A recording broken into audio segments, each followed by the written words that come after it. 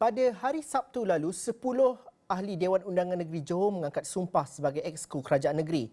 Yang menjadi tumpuan ialah 10 daripada yang dilantik sebagai Exco itu merupakan muka baru dalam pentadbiran negeri, manakala 70% daripada Exco berkenaan merupakan golongan muda. Untuk membincangkan mengenai langkah Menteri Besar Dato' On Hafiz Ghazi mempertaruhkan barisan muka baru dan muda untuk mentadbir negeri Johor, bersama dengan saya pada ketika ini ialah pengasas bersama Undi 18, saudara Tarma Pillai. Tarma, terima kasih kerana bersama dengan kami. Kita suka untuk dengar barisan Exco muda ini, tapi mungkin reaksi pertama Tarma dengan mengambil kira keputusan pilihan raya dan juga mood dan juga situasi sentimen semasa rakyat pada ketika ini. Bukan sahaja di negeri Johor tapi di seluruhnya. Bagaimana barisan Exco ini dapat memberikan kepimpinan yang lebih segar dan juga cara menyelesaikan masalah yang lebih pantas dan juga segar dan juga sesuatu perkara yang baru yang kita lihat juga nanti. Baik, pertama sekali terima kasih atas jemputan. Saya rasa perkembangan di negeri Johor terutamanya dari segi Exco adalah satu perkara yang memang baguslah bagi persepsi saya. Kerana apa? Kerana kalau kita tengok mood atau kita tengok sentimen rakyat secara keseluruhan, mereka mendambakan pembaharuan. Mereka mendambakan bahawa adanya muka-muka baru yang mungkin diberikan peluang untuk berkhidmat untuk negeri, untuk negara dan juga untuk masyarakat setempat. Maka mereka ada sentimen untuk yang mendambakan perubahan itu. Dan kalau saya tengok statement dari pihak Kerajaan Negeri Johor, mereka mengatakan bahawa 100% Exco yang dipilih kali ini adalah muka baru, 70% adalah bawah daripada 40 tahun. Maka saya rasa ini adalah satu perkara yang teramat bagus kerana terutamanya di zaman pandemik ini, zaman di mana kita banyak melihat mungkin kita boleh cakap ketidakstabilan, perkara baru, cabaran baru dalam era yang semakin sukar. Kita memerlukan idea-idea baru untuk menangani untuk kerajaan negeri, untuk kerajaan mencipta polisi-polisi baru supaya mereka boleh membawa rakyat ke arah cara yang lebih bagus, ya. Dan bagi saya mendapatkan calon atau mendapatkan Exco muda yang berkebolehan, yang berkaliber, saya rasa ini selarilah, ya. Bukan saja yang muda tapi juga yang berkualiti dan berkredibiliti. Saya rasa kalau ini berlaku sekaligus, saya rasa saya pasti ini adalah satu tanda yang baik untuk Kerajaan Negeri Johor untuk jangka masa 5 tahun akan datang. Tarma, persepsinya bagus, persepsi positif pada ketika ini. Tetapi kita perlu melihat kepada realiti sebenar dan juga sejarah sedikit.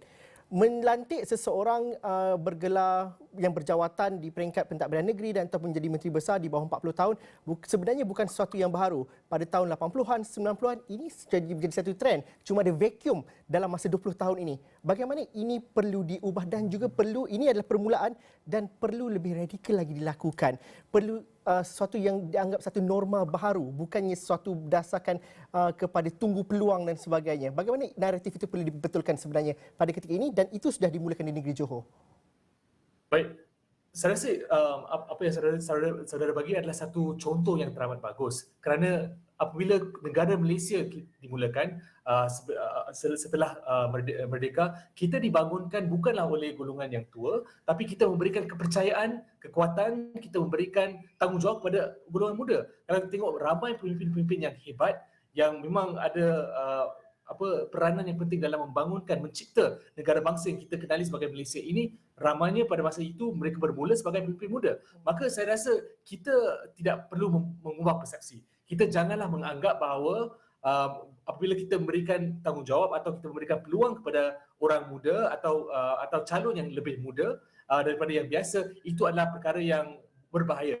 Tapi kalau kita melihat sejarah, memang kita ada track record yang bagus. Cuma apa yang berlaku dalam jangka masa, kita boleh cakap 20 ke 30 tahun ini adalah kekurangnya kita boleh cakap perubahan politik ataupun insentif politik untuk melakukan perubahan tersebut, untuk memberikan lebih banyak ruang kepada pemimpin muda. Maka saya rasa apa yang kita dapat nampak dalam jangka masa 3-4 tahun ini adalah adanya pelbagai perubahan politik, perubahan sentimen rakyat, dan saya rasa apa yang dilakukan adalah dan bagi saya adalah this is kita boleh cakap a moment in time di mana mungkin atau bolehnya untuk diberikan peluang kepada orang muda untuk mengambil tampuk pemerintahan di negeri Johor. Dan saya berharap bahawa ini akan menjadi satu signal kepada negeri-negeri lain dan juga kepada peringkat persekutuan supaya berilah peluang kepada ramai lagi muka-muka baru. Dan saya ingin tekankan ya, kita bukannya nak minta budak-budak yang teramat muda untuk menjadi exco, tidak,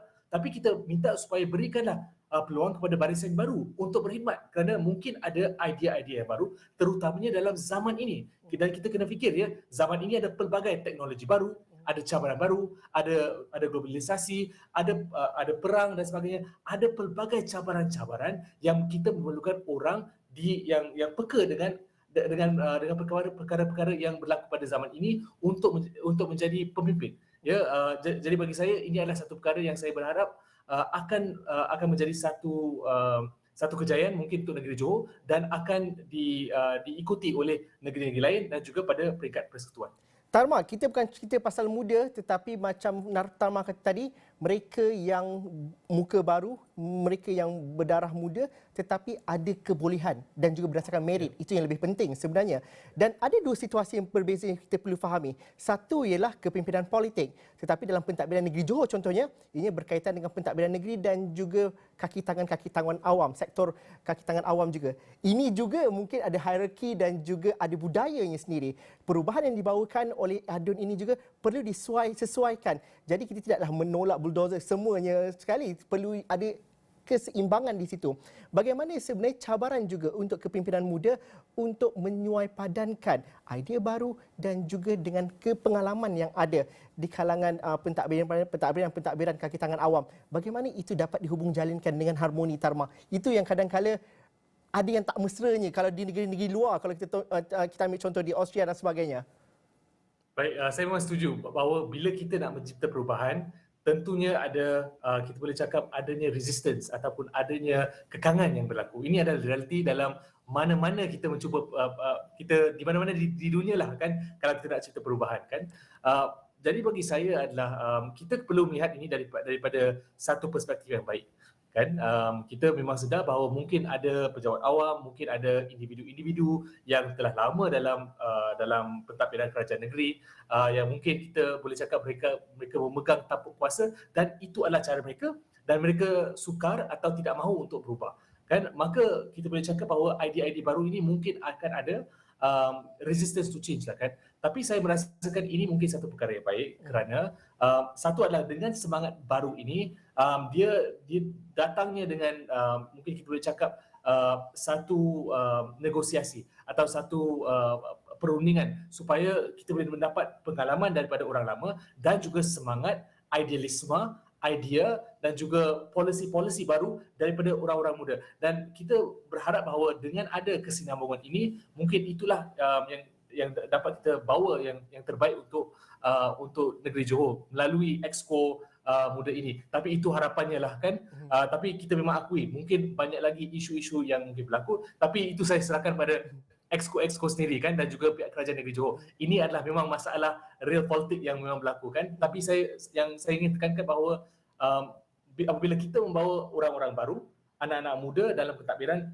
ini mereka datang dengan semangat baru dan saya berharap asalkan semangat itu datang untuk membawa kebaikan untuk rakyat, saya berharap orang-orang lama dalam sistem juga menyokong perubahan-perubahan ini dan tidaklah menyukarkan perubahan untuk ke arah kebaikan itu untuk berlaku.